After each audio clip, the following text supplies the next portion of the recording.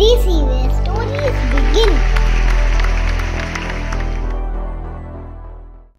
नमस्कार दोस्तों, मैं सिद्धार्थ आप सभी का हमारे इस नए एपिसोड में बहुत बहुत स्वागत करता हूं। दोस्तों, इंग्लिश में एक फ्रेज है what's in a name.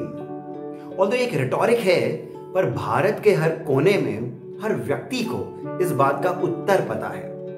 Bharat में नाम का महत्व और उसका हम पर पड़ने वाला प्रभाव बहुत महत्वपूर्ण माना गया है। शायद इसी कारण नामकरण संस्कार भी एक महत्वपूर्ण संस्कार है। दोस्तों, भारत में हर व्यक्ति का नाम संस्कृत के ही अक्षरों को जोड़कर बनाया गया है और संस्कृत का हर अक्षर स्वयं प्रकृति की ध्वनि है, प्रकृति का साउंड है। जैसे राम नाम का अर्थ क्या है? राम में जो र है वो अग्नि तत्व है, अग्नि बीज है और अग्नि से ही इस सृष्टि की संरचना हुई है, इस सृष्टि की उत्पत्ति हुई है। और जो म है वो इस ब्रह्मांड का नाद है, जैसे ओम में म आता है।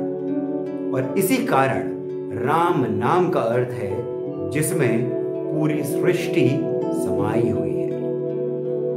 इसी तरह से कृष्ण शब्द का अर्थ क्या है? कृष्ण का अर्थ है वह जो हर चीज को अपनी ओर आकर्षित करे। कृष्ण का अर्थ है समय यानी काल। और इसी कारण कृष्ण और काली का जो बीज है वो भी एक ही है, क्लीन। दोस्तों, इसी कारण भारत में वो व्यक्ति हो, जगह हो या त्योहार, नाम बहुत महत्वपूर्ण होता है। हमने पिछले एपिसोड में आपको दीपावली का अर्थ बताया था। इस एपिसोड में हम बात करेंगे छठ की। कार्तिक मास के शुक्ल पक्ष की षष्ठी को जो पर्व मनाया जाता है वही छठ कहलाता है। इस ही से जुड़ी एक कथा का उल्लेख ब्रह्मवैवर्त पुराण में पाया जाता है। इस कथा के अनुसार प्रियव्रत नामक एक राजा थे। उनकी कोई संतान नहीं थी। महर्षि कश्यप ने राजा प्रियव्रत के लिए एक पुत्र कामेष्ठी यज्ञ करवाया। उस यज्ञ के फलस्वरूप स्वयं सूर्यदेव प्रकट हुए। उन्होंने राजा प्रियव्रत की पत्नी रानी मालिनी को एक दिव्य खीर वरदान में दी। उस खीर को ग्रहण करने के कुछ समय बाद उन्हें एक संतान की प्राप्ति हुई, परंतु वो संतान मृत पैदा हुई।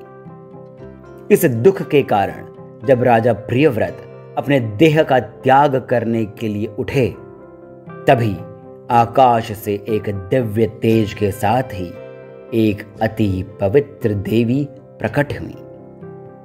उन्होंने राजा प्रियव्रत से कहा कि वे मूल प्रकृति के छठे भाग से उत्पन्न हुई देवी षष्ठी हैं और यदि राजा प्रियव्रत कार्तिक मास के शुक्ल पक्ष की षष्ठी को एक पूरे दिन का व्रत रख सप्तमी को पारण करे तो उनका पुत्र पुनः जीवित हो जाएगा। राजा प्रियव्रत ने ऐसा ही किया और देवी षष्ठी की कृपा से उनकी संतान पुनः जीवित हो गई। मार्कंडेय पुराण में इन्हीं देवी षष्ठी का नाम देवसेना बताया गया है और यही वो देवसेना है जो नवरात्रि की छठी देवी देवी कात्यायनी का स्वरूप है। यही देवी षष्ठी बच्चों की सुरक्षा और उनके दीर्घ आयु के लिए पूजी जाती हैं और इन्हीं को छठी मैया भी कहा जाता है। दोस्तों, महाभारत के वन पर्व में इस बात का उल्लेख है कि जब पांडव वन में जगह जगह पर भटक रहे थे तो उन्हें कई सारी विपदाओं का सामना करना पड़ रहा था। उनमें से एक बड़ी विपदा यह थी कि वे प्रतिदिन भोजन की व्यवस्था वन में कैसे करें, और ऊपर से उनसे मिलने कई सारे साधु सन्यासी आए दिन आया करते थे। अब ऐसे में उनके सत्कार के लिए भी भोजन कहां से लाए। इस पर पांडवों के पुरोहित महर्षि धौम्य ने युधिष्ठिर को इस बात का सुझाव दिया कि वे सूर्य देव की आराधना करें। युधिष्ठिर ने वैसा ही किया और जब सूर्यदेव प्रसन्न हुए तो उन्होंने एक दिव्य अक्षय पात्र युधिष्ठिर को वरदान में दिया। दोस्तों, ये वही अक्षय पात्र था जिसमें से अन्न कभी समाप्त नहीं होता था जब तक द्रौपदी उसमें से अपना भोजन ग्रहण नहीं कर ले। छठ के पर्व में सूर्य देव को जल अर्पण करना अति महत्वपूर्ण और लाभदायक बताया गया है। सूर्य को अर्घ देने का यानी सूर्य देव को जल अर्पण करने का एक वैज्ञानिक कारण है। वो जल जो हम सूर्य को अर्पण करते हैं वो एक्चुअल में एक प्रिज्म का काम करता है, यानी सूर्य की किरणों को छानकर सप्त रंगों की किरणों को हमारे शरीर में वो प्रवाहित कराता है। रंगों का हमारे मन और मस्तिष्क पर जो प्रभाव पड़ता है वो आज का मॉडर्न साइंस भी मानता है। दोस्तों, छठ में लोग अपने शरीर के आधे भाग को नदी या तालाब के पानी में डुबाकर सूर्य देव को अर्घ्य प्रदान करते हैं। इसका कारण यही है कि वे सूर्य की रोशनी को, सूर्य की ऊर्जा को अपने शरीर में प्रवाहित करते हैं। दोस्तों, भारत की विशेषता यही है, यहां जितने भी त्योहार हैं या जितने भी व्रत हैं वे सभी वैज्ञानिक होने के साथ साथ हमारे आध्यात्मिक उन्नति के लिए भी बहुत महत्वपूर्ण है। और जब ये सभी बातें कथाओं के साथ जुड़ जाती हैं तो इनका रस अलग ही होता है।